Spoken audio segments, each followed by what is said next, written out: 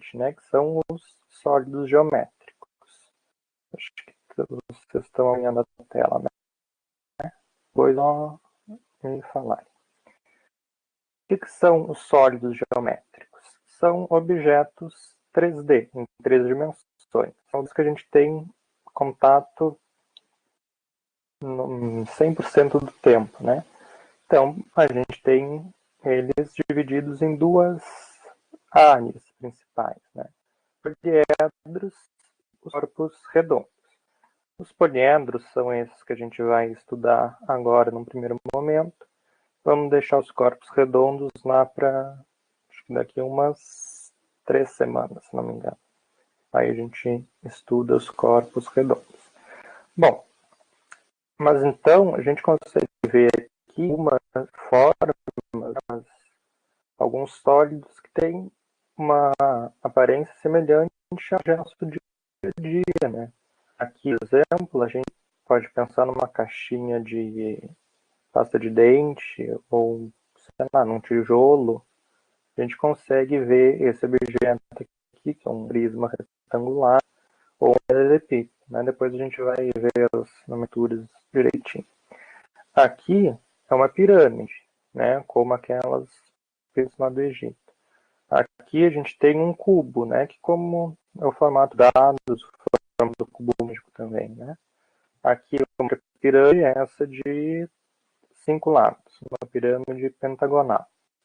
Aqui a gente tem outra pirâmide, essa aqui a gente chama de tetraedro. Aqui a gente tem um prisma triangular. Aqui então a gente tem um cilindro.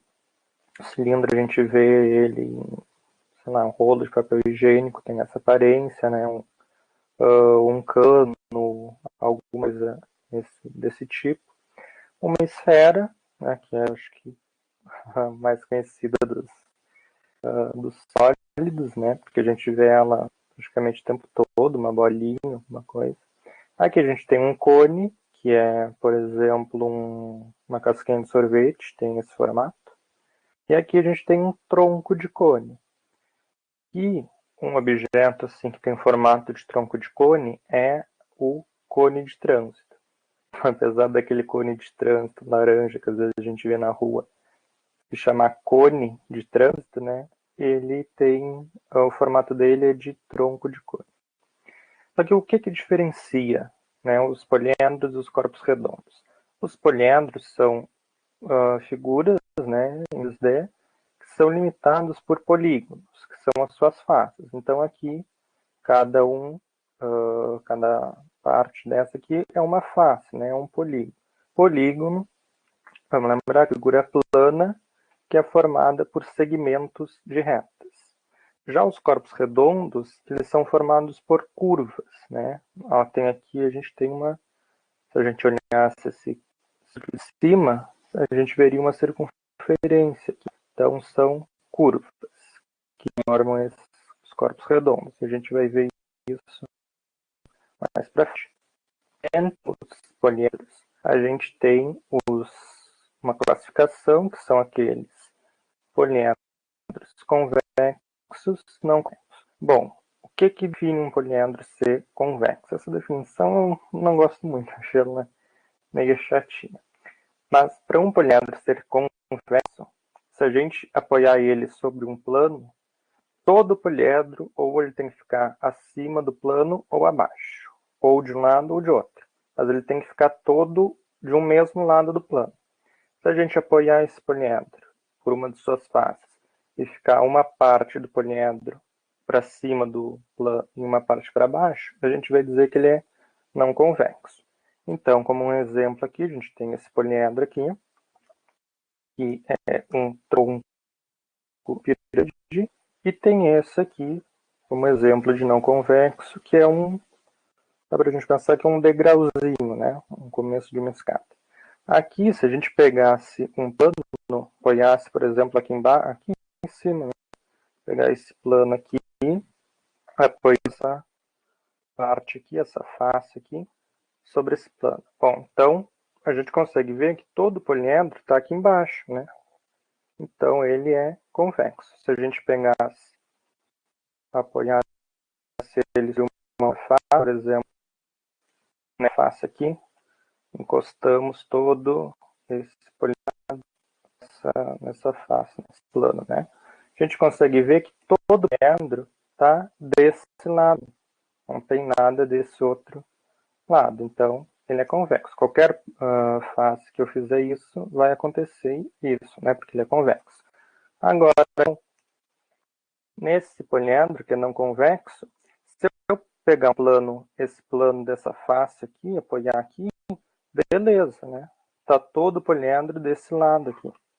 Só que, se eu apoiar ele nesse plano aqui, desse degrauzinho aqui que está mais escuro, a gente vai ter esse plano aqui, né?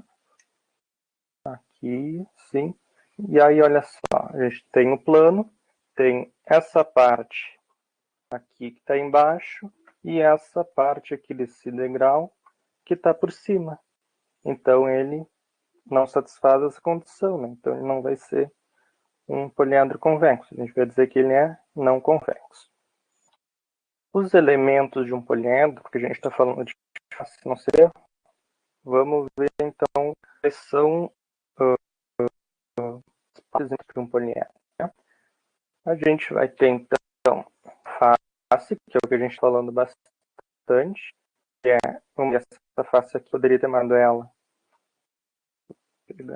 Poderia ter marcado aqui em cima também uma face, poderia ter marcado aqui, ou poderia ter marcado atrás, né? São todas faces. A gente tem também a arela, né, que são o quê? Esses segmentos que unem duas faces ou unem duas faces e dois vértices, né? São dois vértices também, tá? E o que são os vértices? Os vértices são os vértices dos polígonos que são as faces, né? Lá os vértices da figura plana que forma a sua face. E aí, então, a gente tem tudo aqui no áudio, né? Qualquer coisa vocês avisem. A gente tem, então, uma relação que é bem importante, uma relação que relaciona o número de vértices, o número de faces, o número de arestas e o número 2, né? Que foi, essa relação ela foi descoberta pelo Euler, que foi um matemático lá do século XVIII. Ele foi um matemático tão importante que tem um número em homenagem a ele, né? O número de Euler, o número que tem o nome dele, né? Que é aproximadamente, vocês devem conhecer, 2.718, 25, 28 e por aí vai, um número irracional, né? A gente vê lá a função exponencial, né, o logaritmo, o ln, né, com logaritmo na base e. Bom, e o que o Euler descobriu quando ele estava estudando poliedros? Ele percebeu essa relação, que o número de vértices mais o número de faces é igual ao número de arestas mais 2. Ou, né, se a gente passar esse A, né, que é o número de arestas, para o outro lado, a gente vai ter que o número de vértices mais o número de faces menos o número de arestas é igual a 2.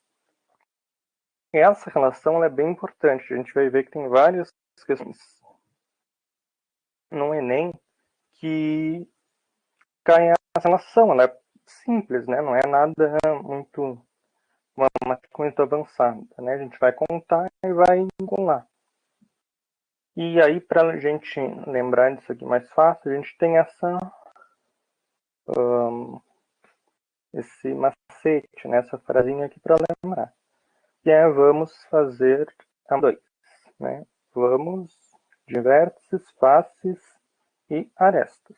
E o 2, né? Então, quando os poliedros eles cumprem essa propriedade, a gente chama eles, a gente diz que eles são poliedros eulerianos, né? Cumprem a relação de Euler. Todo poliedro que for convexo, ele vai ser euleriano. Mas nem todo poliedro euleriano vai ser convexo. Tá? Vai ter alguns casos, por exemplo,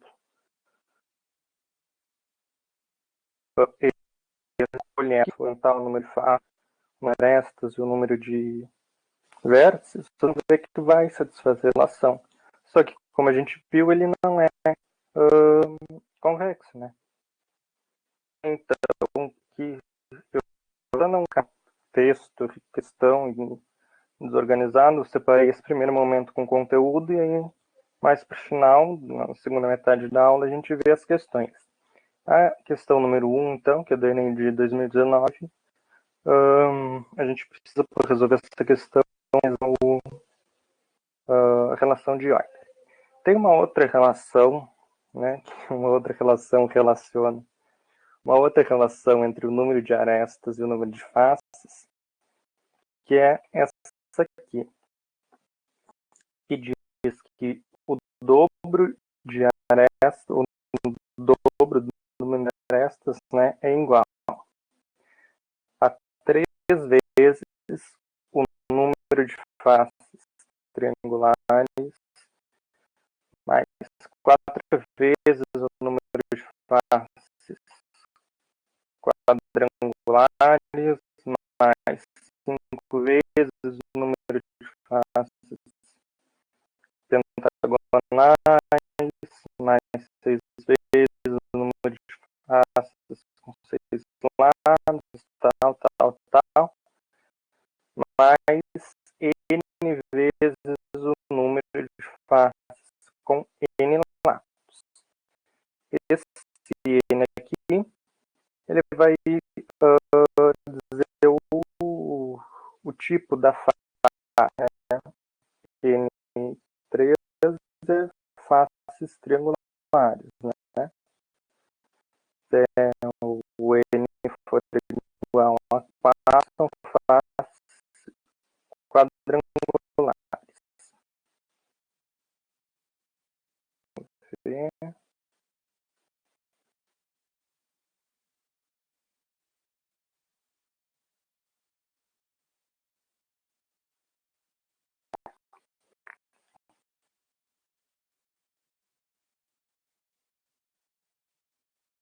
E aí, então,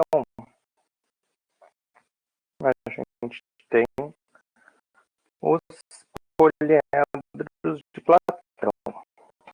Platão também é outro nome conhecido, né? Você lembrar dele lá da filosofia. Platão, um cara lá do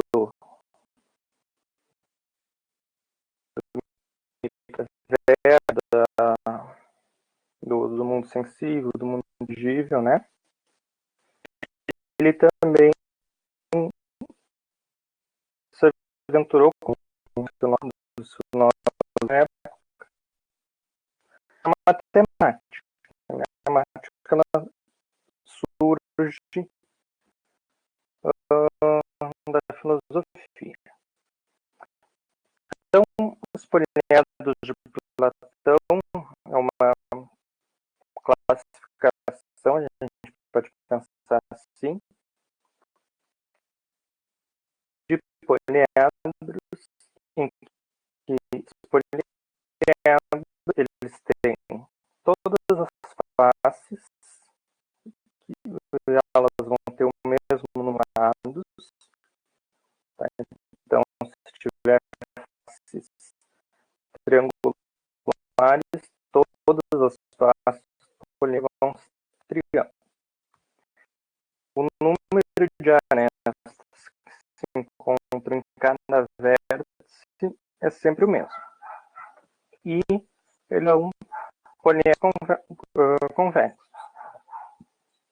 E, como eles são convexos, vale a relação de Euler nesses poliedros platônicos. São 5, né? Somente 5 poliedros platônicos. O tetraedro, ele tem 4 faces triangulares, vai ter 3 arestas e 4 a gente conta e vê que em cada um vai ter a grandiosa satisfeita. A gente tem um hexaedro, que ele tem faces que são retângulos. Ele tem 12 arestas e 8 vértices. O octaedro são 8 faces triangulares, 12 arestas e 6 vértices. O dodecaedro, 12 faces que são pentágonos, né, faces pentagonais, 30 arestas e 20 vértices. E o icosaedro, que são 20 faces, que são triângulos, são 30 arestas e são 12 vértices. Tá, e o que a gente faz com isso? Eles são importantes, tá? Porque tem uma série de propriedades relacionadas a eles. Então, como que a gente lembra? A gente lembra do Todd. O que o Todd faz? O Todd é a primeira.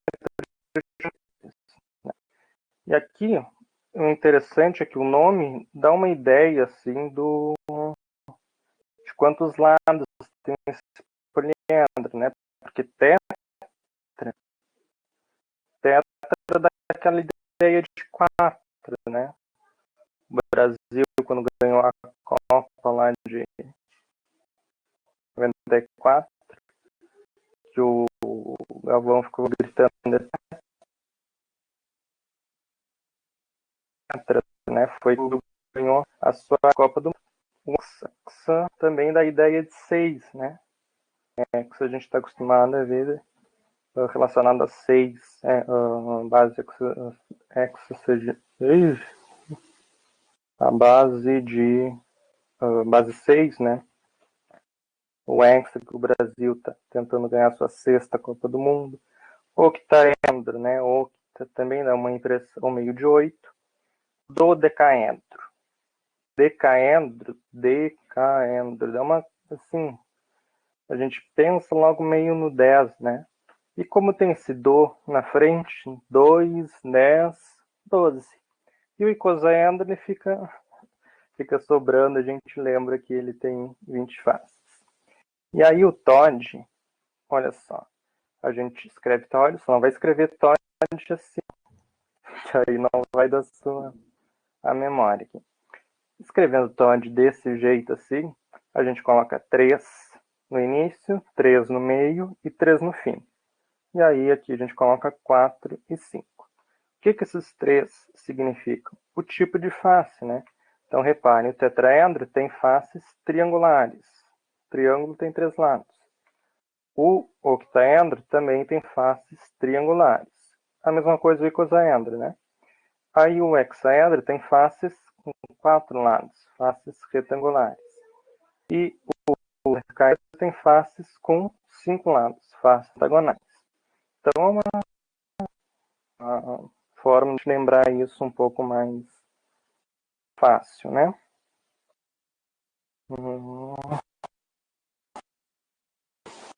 Poliedros convexos e regulares. Quando os poliedros são de Platão, né? Sólidos platônicos, tudo sinônimo. E as faces desses poliedros são polígonos regulares e de mesmo tamanho, ou seja, são congruentes. Polígono regular, vamos lembrar que todo lado do polígono tem a mesma medida. E aqui dizer que o polígono é do mesmo tamanho, parece que a gente está falando duas vezes a mesma coisa, né? Polígono que os lados têm a mesma medida e que são do mesmo tamanho. Quer dizer que é só um polígono ali, né? Que a gente pega e replica ele várias vezes. Então, todos os polígonos, todas as faces desses poliedros convexos regulares são a mesma figura plana, né? Todas as faces são a mesma figura plana que tem o mesmo tamanho, né? E a figura plana ela tem todos os lados de mesma medida. E aí, de novo, essa frase, né? Quase um mantra aqui. Todo poliedro angular é de Platão, mas nem todo poliedro de Platão é regular. Tá? E aí a questão 2 é um exemplo dessa parte. Agora a gente entra então no estudo do prisma. Né? O que é um prisma? Um prisma ele possui duas faces iguais e paralelas. E essas faces a gente chama de base. Tá? As faces laterais são sempre paralelas. Então sempre podem ser retângulos ou paralelogramas. Tá? Mas a gente vai trabalhar aqui sempre com retângulo. E o formato da base vai dar o nome ao prisma. Então, aqui a gente tem um prisma triangular. Prisma triangular, por quê? Porque a base dele é um triângulo. Um prisma quadrangular, porque a base dele é um retângulo. Prisma pentagonal, a base é um pentágono. Prisma hexagonal, a base tem 6 lados, né? É um hexágono. E aqui um prisma octogonal, a base tem 8 lados. E notem que a base não necessariamente precisa estar como se estivesse apoiada no chão, né? Aqui, por exemplo, parece que ela está, que esse prisma pentagonal está paradinho, apoiado no chão, né? Apoiado em cima de uma mesa, por exemplo. Não, a base ela pode estar de lado. Aqui a gente nota que no prisma octogonal a base está aqui e está aqui, né? Então vamos ter duas bases. E ele está apoiado nessa parte aqui, que é um dos lados dele, uma das faces laterais dele. Porque isso não importa, se a gente vê qual é a face que tem o mesmo formato, qual são um par de faces, né, que não são retângulos, ou no caso do prisma quadrangular, ele vai ser, todas as faces são retângulos, né? Então ele é um prisma retangular, quadrangular. E aí a gente tem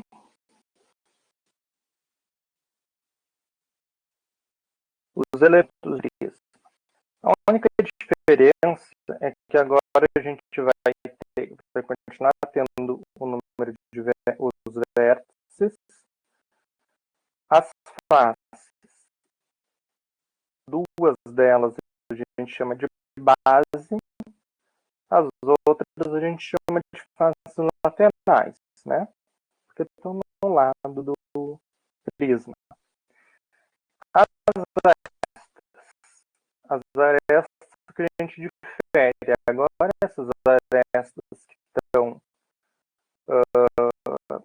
que formam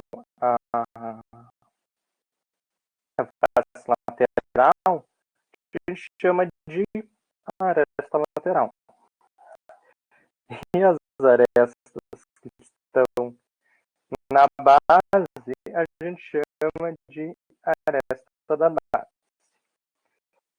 E aqui, no caso dos prismas, a gente vai ter a altura do prisma. A altura do prisma vai ser justamente isso aqui eu vou botar agora.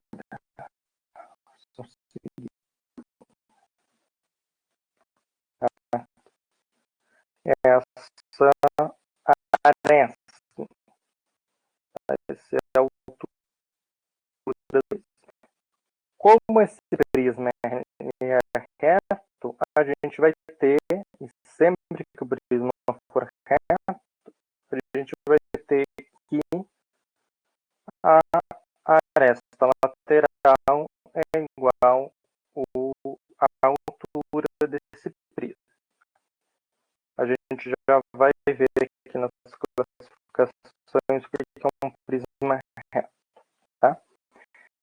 Mas então, o número de arestas lateral vai ser igual ao número de faces laterais. Então, se uma questão te der o número de faces, a gente já descobre de cara quem é o número de arestas, né, da lateral. A gente sabe que o número total de arestas, então arestas laterais mais arestas da base, é o triplo do número de lados da base. Então, aqui, como a base é um quadrado, o número de arestas totais é 3 vezes 4, de 12. E o número de vértices é o dobro do número de lados da base. Então, aqui, como a base tem 4 lados, de novo, o número de vértices vai ser 2 vezes 4, 8. Então, se a gente contar aqui, vai ter 8 vértices. E agora, a classificação. A gente vai classificar o prisma principalmente em 2 aspectos. Tá? Um prisma reto. Sempre que ele é reto, como eu disse ali, a aresta lateral vai ser igual à altura. Sempre que ele for reto. E o que é o prisma ser reto? Aqui a gente tem um prisma hexagonal. É só um exemplo, né? Poderia ser qualquer tipo de prisma. Ele vai ser um prisma reto quando as arestas laterais forem perpendiculares à base, ou seja, formarem um ângulo de 90 graus com a base. Quando isso não acontecer, a gente vai dizer que o prisma é oblíquo. Então, aqui, por exemplo, o prisma heptagonal, ou seja, 7 lados, né? A aresta lateral, olhem aqui que ela faz um ângulo com a base, um ângulo alfa aqui, que é maior, visivelmente, né? Maior, aqui estaria um ângulo de 90 graus, ele é visivelmente maior que 90. Então, a aresta lateral ela vai ser diferente da altura. Nesse caso, a aresta lateral vai ser maior que a altura desse prisma, né? A altura vai estar aqui. E a gente vai dizer que um prisma ele é retangular, prisma regular, na verdade, poderia ser qualquer tipo, quando ele for um prisma reto e quando as bases forem polígonos regulares, tá? É a mesma definição de antes, de um polígono, tipo, um poliedro regular, né? Deixa eu achar.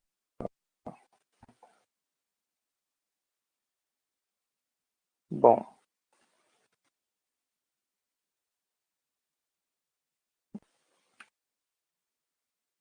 a gente vai para o background, né?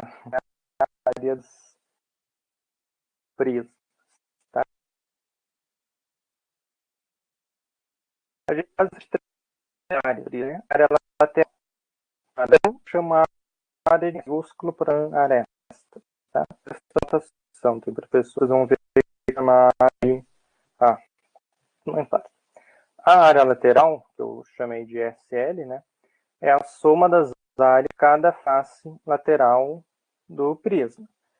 Só que, como a gente, né, no ensino médio, no Enem, só estuda os prismas retos, então as faces laterais dos prismas que a gente vai ver sempre são retângulos.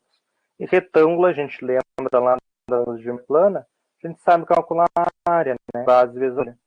Então, a área, né, da face lateral. A área da face lateral é base vezes altura. Só que quem é a base de uma face? Né? Vai ser a aresta da base.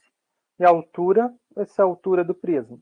Ou, né, a gente pode escrever como o prisma é reto, a altura é a aresta lateral. Então, a gente vai ter que a área de uma face lateral é a área da base vezes a altura. Como o prisma ele vai ter N faces laterais, a área toda lateral, né, toda a área lateral vai ser a área dessa face, mais a área dessa face, mais a área dessa face. Então vai ser a soma de todas, vai ser N vezes a área de cada face, ou seja, N vezes a aresta da base vezes a altura. Vai ser o número de faces laterais. A área da base vai ser Q, então? A área da base vai depender do formato do prisma. Então, se for um prisma triangular, vai ser a área de um triângulo. Se for um prisma hexagonal, vai ser a área de um hexágono. Né? Aí a gente tem que ver que tipo de prisma que a gente está trabalhando. E a área total de T é a soma da área lateral mais duas vezes da base. E por que duas vezes a base? Porque vamos lembrar que os prismas sempre vão ter duas bases. A área total é o ST é igual a SL mais duas vezes SB. E o volume de um prisma? É o que de fato, né, a quantidade de espaço que esse prisma ocupa, que esse sólido geométrico no geral ocupa. Então, o volume V de qualquer prisma, a gente vai ser calculado fazendo o produto entre a área da base e a altura. Fórmula simples aqui. Então, o volume é a área da base vezes a altura. Então, tem um exemplo aqui, tá? Uma expressão bem simples. A área total, a área total e o volume de um prisma triangular reto. A altura desse prisma é 10 centímetros e a aresta da base é 6 centímetros. Tá? Tá tudo aqui agora. Como esse prisma ele está dizendo aqui, né, que é triangular, a gente sabe, e a aresta da base ele é 6 centímetros, então a base a gente sabe que é um triângulo equilátero de 6. Né? Se o triângulo, né, não fosse equilátero, ele teria que dizer que então, a medida das outras arestas da base. Ele disse de uma, então isso aqui indica para a gente que todas as arestas da base têm a mesma medida, a mesma medida. Então, quem é a lateral desse prisma?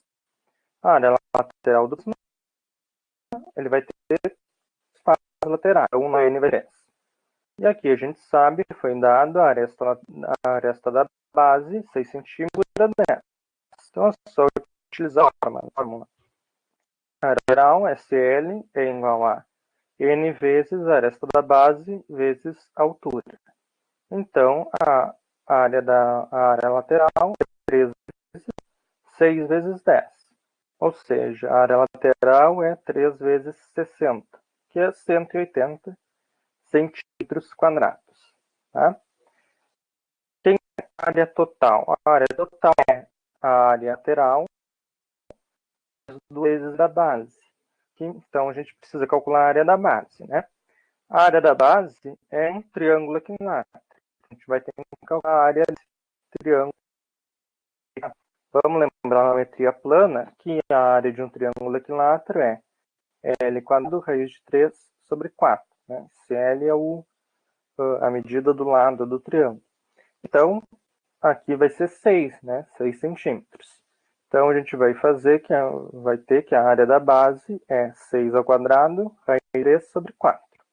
6 ao quadrado, 36. E 36 sobre 4 dá 9. Então, a área da base vai ser 9 raiz de 3 centímetros quadrados. A total, então, que é a área da base mais duas vezes a área lateral mais duas vezes a área da base. 180, então, mais duas vezes a área da base, que é 9 raiz de 3. Então, é 180 mais 18 raiz de 3. E aí a gente pode ficar em evidência, pode colocar o 18 em evidência. Então, a área está 8, que multiplica 10 mais raiz de 3, centímetros. O volume, a área da base vezes a altura. A área da base é 9 raiz de 3 e a altura 10 centímetros. Então, o volume 9 raiz de 3 vezes 10. Ou seja, 90 raiz de 3 centímetros cúbicos. Tá? Vamos lembrar lá da primeira aula que o volume ele é uma medida de dimensão 30. Então, as unidades de medida aqui no centímetro cúbico. Tá? Aí a gente tem dois que se disparam. O paralelepípedo, as faces são retângulos, paralelepípedo, uma palavra ruim de falar, né? Mas a gente vê, às vezes tem alguma rua de paralelepípedo, né? A gente vai pensar nesse paralelepípedo como as dimensões dele, né? Vai ser A, B, C, tá? Só ter uma dimensão aqui padrão, né? Ou genérica, na verdade. Quem vai ser a diagonal? Vamos pegar essa diagonal aqui, ó, de um vértice nesse prisma até o outro, que estão em faces opostas. E um dos opostos também, né? Então, ó, aqui a gente vai ter a diagonal de face, né? Que eu chamei de X. Como aqui a gente vai ter esse lado aqui que mede C, esse medindo B, aqui medindo A, e a face é um retângulo, a gente pode fazer Pitágoras aqui e ter que esse x quadrado é igual a A ao quadrado mais C ao quadrado. E aí, quando a gente fizer um Pitágoras grandão, esse D, que é o original do prisma que a gente quer descobrir, a gente tem que vai ser B ao quadrado mais X ao quadrado. Só que o X ao quadrado já é A quadrado mais C quadrado. Então, a diagonal do paralelepípedo é A ao quadrado mais B ao quadrado mais C ao quadrado. Quem é a área total, então? A total, reparem que eu mudei o lugar, né, do A do B, porque não importa, são genéricos, tá?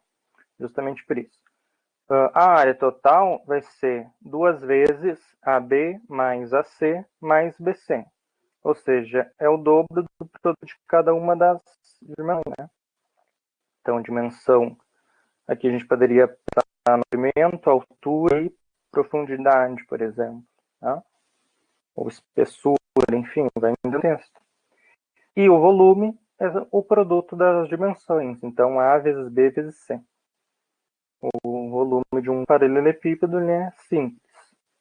Super simples. Peguei que é mais simples, que é o cubo. Cadê o aqui?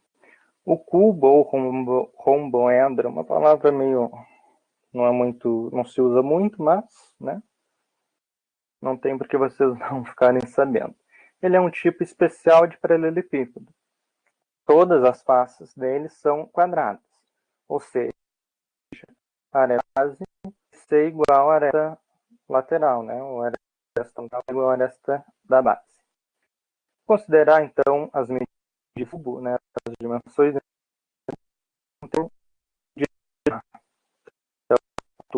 de A, a de A, especialmente também. A diagonal do cubo, A de 3. Porque da forma, né, que a gente vai ter esse x aqui, é a diagonal de um quadrado de lado A. Então, a diagonal do quadrado vai ser o lado do quadrado raiz de 2. Então, a diagonal ao quadrado é 2 vezes a quadrado. E aí, quando a gente já está assim, né, entre a, x, para descobrir o d, vai ter que d ao quadrado é igual a ao quadrado mais x ao quadrado. Então, vai ser o a ao quadrado mais 2 vezes a quadrado. Bom, 2a quadrado mais 2a quadrado dá 3a quadrado. Aí eu tiro a raiz. Esse a quadrado aqui simplifica com a raiz, né? Sai fora da raiz, a gente vai ter aqui a diagonal do cubo a de 3. E por quase fim, a área total do cubo vai ser vezes, né, vezes a quadrado. Que a cubo, todas as faces são quadrados. Calcular a área de quadrado é a coisa mais simples que tem, né? É o lado ao quadrado. Então, no caso, como o lado aqui mediar, que é a aresta, vai ser a aresta quadrada. Bom, e como são 6 faces iguais, a área total vai ser 6a quadrado, né? 6 vezes a área de cada face. E o volume? O volume também vai ser o produto das dimensões. Então, A vezes A vezes A. Só que A vezes A vezes A é a mesma coisa que A ao cubo. Então, o volume de um cubo é igual a aresta ao cubo. Agora, então, vamos passar para os exercícios. Se tiver uma dúvida, vocês podem falar. Deixa eu dizer que eu trouxe o... Bom, e qualquer coisa eu também vou lá no Drive, né, como eu sempre coloco.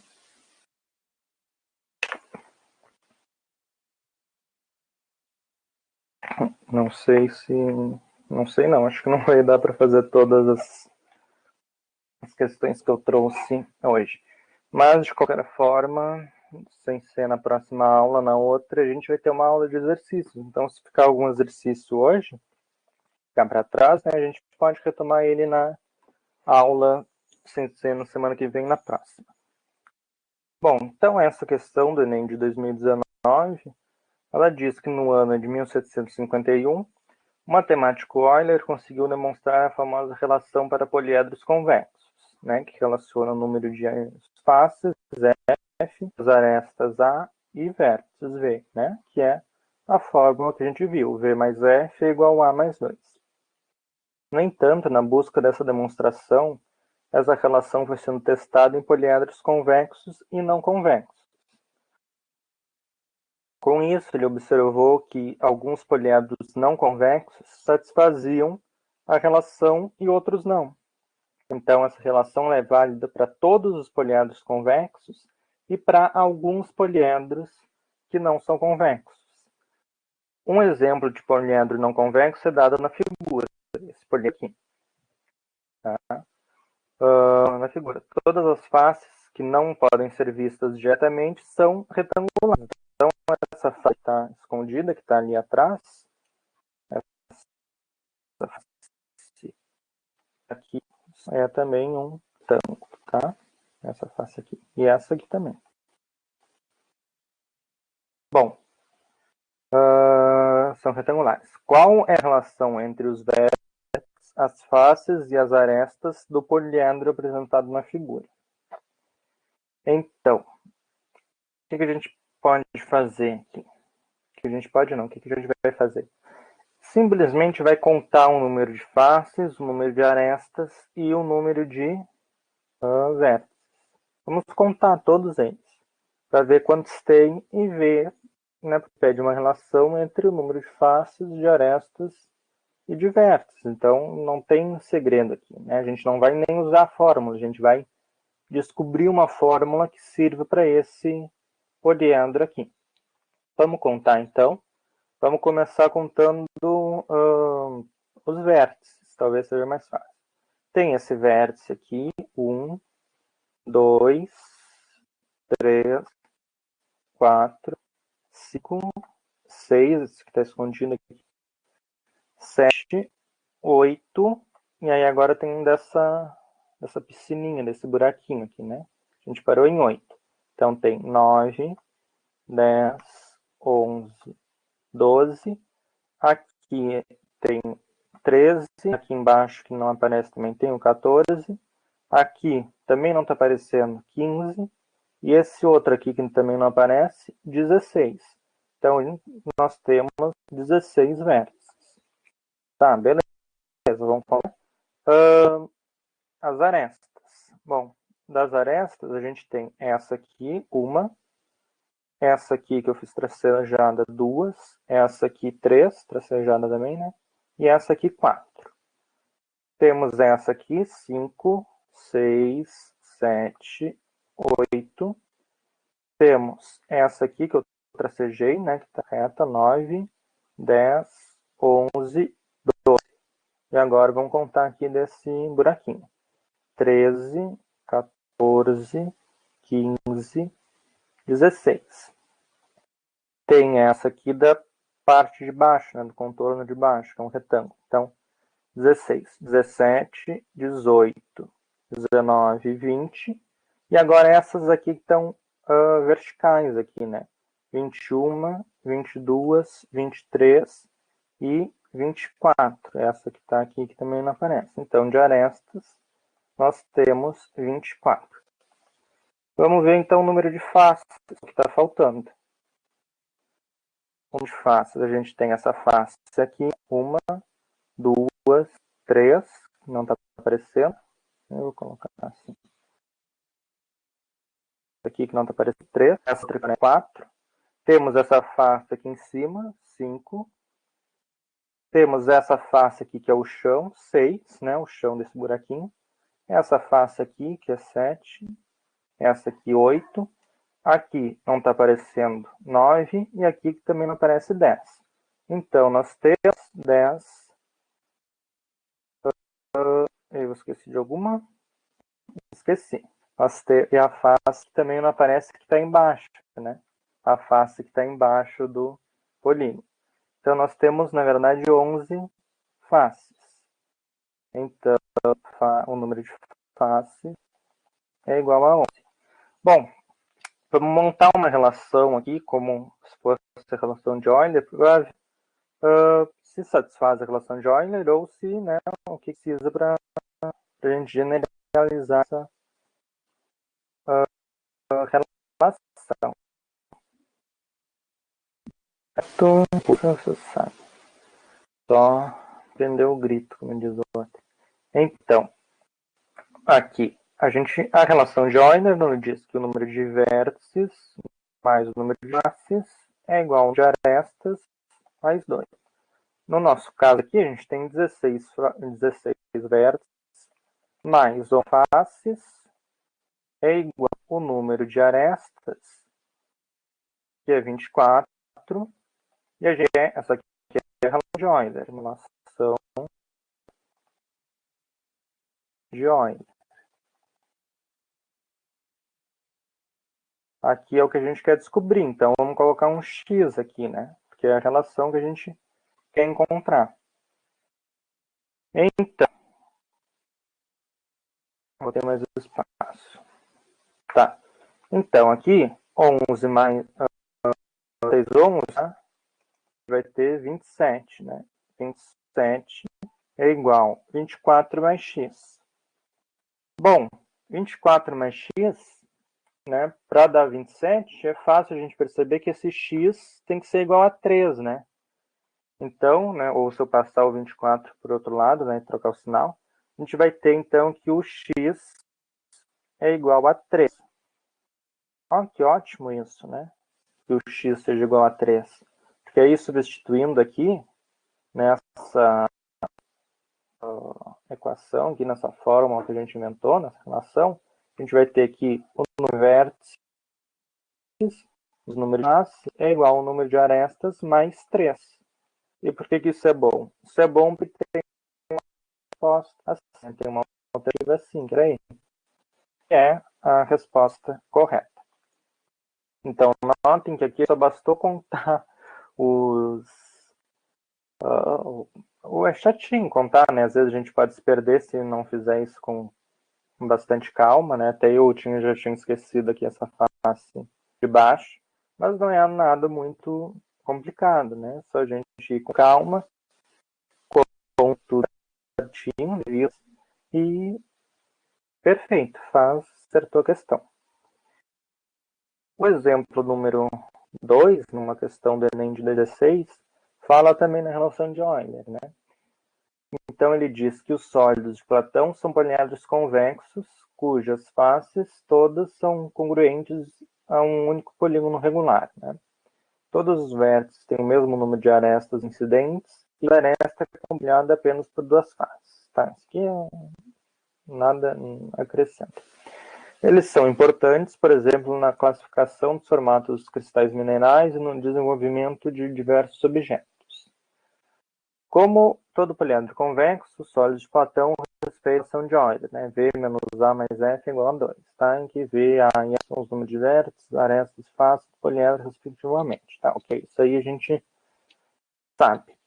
Em um cristal, cuja forma é de um poliedro de Platão de faces triangulares, isso aqui é importante, a informação mais importante está no final da questão. Qual é a relação entre o número de vértices e o número de faces? Pois é. A gente tem, ele quer uma relação entre o número de vértices e o número de faces. Então ele não quer que as arestas entrem na história. Por sorte, aquela relação que a gente viu, ela é uma relação entre o número de arestas e o número de faces, né? Que dizia que o dobro das arestas era igual a 3 vezes o número de faces triangulares, mais 4 vezes o número de faces quadrados. Só que aqui, olha o que a questão já disse. As faces desse poliedro são triangulares. Então, toda essa parte aqui, não importa, o que importa é aqui. Toda a nosso cálculo vai ter isso dessa parte aqui. Isso aqui não. Como ele só tem faces triangulares, a gente só vai se preocupar com esse F3 aqui. E como todas as faces elas têm o mesmo número de lados, são triangulares, e aqui também nas respostas ele não coloca F3, né? Eu vou tirar esse 3 aqui, que para a gente não vai fazer diferença, tá? Não vai dar isso, esse F3 para nada. É o número de faces normais. Bom, olha só. Então, o dobro de arestas é igual a 3 vezes o número de faces. Eu posso isolar o número de arestas, né? Eu posso dizer que o número de arestas é igual a 3 vezes o número de faces, e esse 2 passo dividindo. Agora está de boa. Porque vamos lembrar da relação de Euler. V mais F é igual a A mais 2. Só que quem é o A? O A é 3 vezes F sobre 2. Então, eu substituo nessa relação. A gente vai ter o que? V mais F é igual, substituindo aqui, 3F sobre 2. A minha letra é tão horrível. 3F sobre 2 mais 2. Bom, e agora eu preciso fazer MMC nesse lado aqui, né? Eu vou ter que V mais é igual MMC entre 2 e 1. Então, o MMC entre 2 e 1 dá 2. 2 dividido por 2 dá 1 vezes 3, vezes 3F, 3F. 2 por 1 dá 2, vezes 2, 4. Mais 4. E aí, esse 2 que está aqui no denominador, eu passo multiplicando. Eu vou ter 2 vezes V mais F. Isso igual 3F mais. Agora eu vou distribuir esse 2 aqui, né? Faço essa distributiva. Eu vou ter o que então? 2V mais 2F é igual a 3F mais 4. Bom, então, o que a gente pode tirar disso, né? Que aqui precisaria de mais espaço. Tá. Bom, depois na hora de colocar na live isso a jeito, tá? Eu sempre dei os espaços, né? Então, aqui a gente pode passar esse 3 para o outro lado, né? Passar ele com sinal de trocar o sinal. Então, a gente vai aqui 2V mais 2 e esse 3F vai mudar o sinal. Menos 3F igual a 4. Então, aqui, o que a gente vai ter? Mais 2V menos 3V. A gente vai ter somente que, aqui, vou colocar aqui em cima do jeito isso, que 2V menos, mais 2 menos 3 menos F é 4. Que ótimo, também chegou nesse resultado, porque tem uma resposta que diz que essa relação é 2V, né, o dobro de vértices, menos o número de faces, igual a 4. Essa alternativa C, que é justamente a alternativa correta.